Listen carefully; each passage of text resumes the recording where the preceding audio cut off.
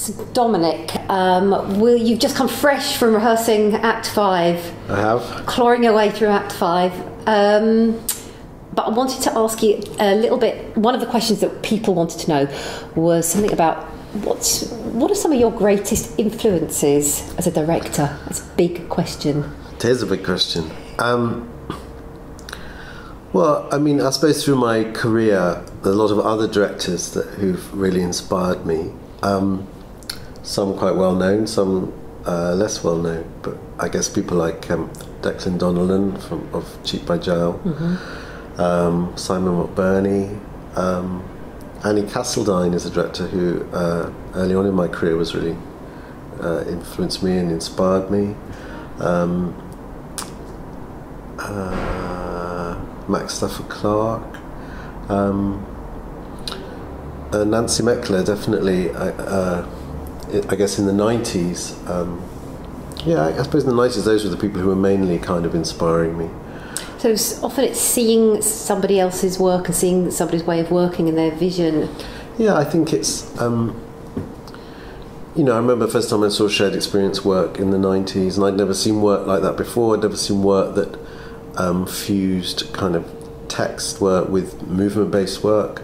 And in fact, a lot of those influences I've mentioned were kind of at that time, Complicité, Annie Castledine, Helena Kouthouse and Nancy Meckler, a lot of female directors actually. Interesting, isn't it? Who I guess were just working in a way that kind of exploded the sort of conventional text-based way of looking at drama and showing ways of how you could explore the meaning under the text, I guess, through theatricality.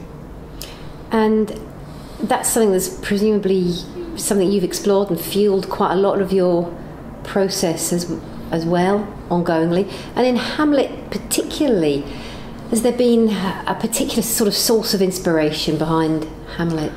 I guess visually, the films of David Lynch. I'm a big David Lynch fan. What's your favourite David Lynch film? Eraserhead, which I think is an extraordinary, disturbing, strange Absolutely. film. There's something about Hamlet that I find very mysterious and weird and elusive, and I guess that's the quality you get in those films of his, along with a sort of slightly noirish kind of otherness, and those are the sort of feelings that I wanted to bring out in this production. Did you find yourself revisiting quite a lot of David Lynch films? I did, but not sort of a while ago. I haven't recently. I sort of tried to leave it alone for now. But I guess, I mean, often when you think about things that inspire you, in some ways it's not even a true memory of something. It's just you have an idea of what something's like, and if you go back and look at it, you kind of go, oh, that wasn't quite what I imagined at all. But still, that kind of inspiration is there. Mm-hmm. Yeah, and stylistically, they're interesting pieces. One question that people wanted to find out about was this kind of naturalism versus non-naturalism, really. I mean, think about David Lynch. Yeah. Doesn't strike you as naturalistic. Well, exactly. And I don't believe theatre is naturalistic. And I think, with a play like Hamlet, you have to create a world in which Hamlet makes sense. And it's not a real world. Shakespeare wasn't creating a real world. I mean, if it was going to be literal, then you'd be trying to create a Danish world, a medieval Danish world. But a lot of Shakespeare's references are contemporary. So in some ways, Shakespeare was writing contemporary plays that were normally set in other times and places.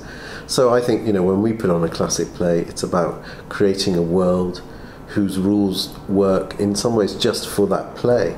And I think that's theatrical. I think that's what, putting on a play is about. And does that give you sort of, I suppose, license really to pursue a much more non-naturalistic way of presenting it or working? It does, I think, with a classic. I mean, it would be different if you were doing, something that was much more kind of stuck in kind of four walls, I suppose. Yeah. Doll's House or Ibsen, but even those plays now are presented non-naturalistically. I just think I'm very keen on presenting shows that are not film, although I've talked about film being an influence. Actually, I'm very, theatre isn't film, and I'm, as you've seen, I'm very keen on showing the things that make it theatre, that are very honest. I like to think we're quite honest in terms of how we expose the sort of mechanisms of making theatre. I find that exciting. I think audiences do as well. But it's certainly not kind of appropriate for every play. Mm-hmm, mm-hmm. And if we were thinking about it being Brechtian, it's not a big political impulse behind it as much as a sort of aesthetic kind of impulse, perhaps. I guess so. I guess so. And that's come from, I guess, over the last 10 years or so, working with a lot of other artists who've really inspired me. Originally when I was at Dundee, working with Scottish Dance Theatre with Janet Smith, then working with Paddy Caneen. I guess more recently working with the composer Nicola Kojabashia. I think it's a very collaborative process, and all these people have brought different things to storytelling and making the thing as exciting as possible for an audience. A question that's also been on people's lips and that I find interesting as well is, do you find that actors sometimes want to pursue a more naturalistic approach in some respects in terms of their relationships or the power dynamics between them or their own process of working? Well, I think in terms of those questions like relationships, intentions, that's still very much at the kind of heart of the work. In some ways, the theatricality is just a frame. Mm-hmm. And however much, I might present a show in which everything is open and visible and actors are changing on stage or banging musical instruments or whatever, the scenes are still rehearsed with those kind of with that kind of rigour, with wanting to know why characters say the things they say and what they're trying to achieve with them. So, I hope it's a kind of fusion of that probably more conventional, but I think necessary, rigorous examination of text, but also freeing up the presentation of that. Consult my questions. I've got a question here about, is Shakespeare in any ways, is rehearsing Shakespeare any way different from rehearsing another play? Are there any Hamlet traps that you wanted to avoid? Blimey. No, it is the same. You do the same, you go through the same process as you do rehearsing anything else. You find out what the text means and why the characters are saying the text. I guess we were really keen with this that in some ways we were sort of looking at it freshly, that there was no sense of pre-existing ideas of what it should be, and that it's simply about how does the text speak to us at the moment in the rehearsal room. Mm-hmm.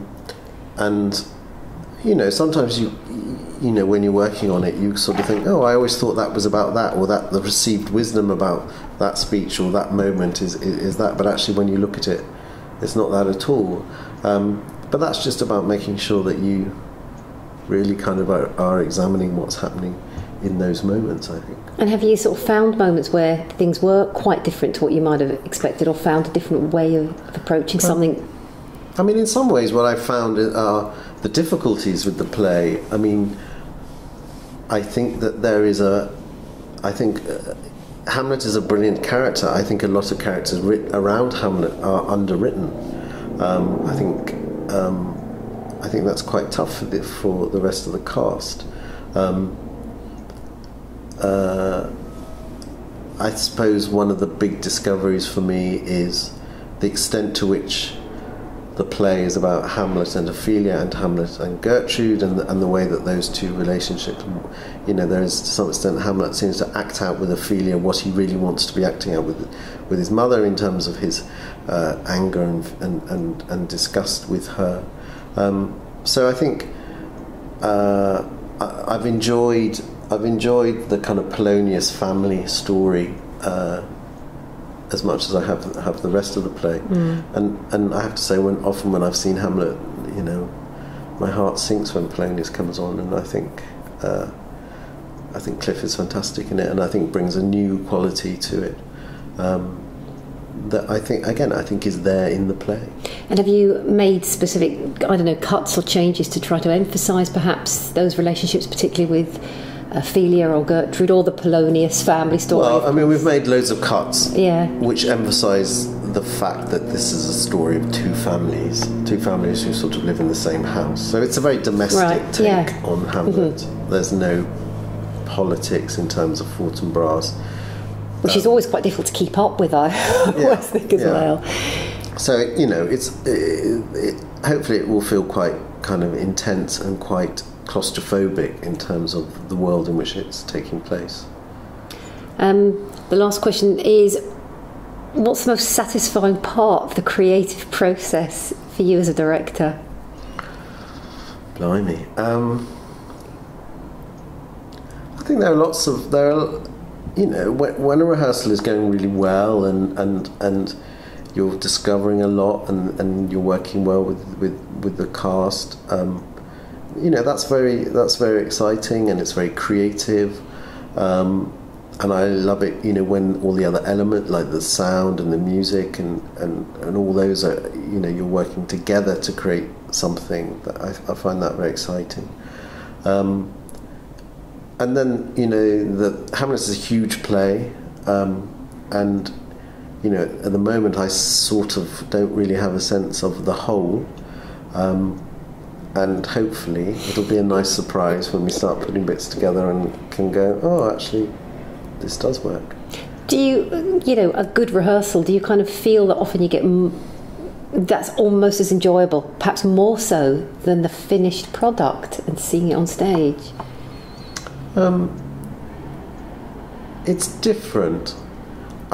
You know, I like sound, I like lighting, I like design. They're all very important for me. So actually, when that all comes together, that's pretty exciting. Dominic Hill, thank you very much indeed. You're welcome.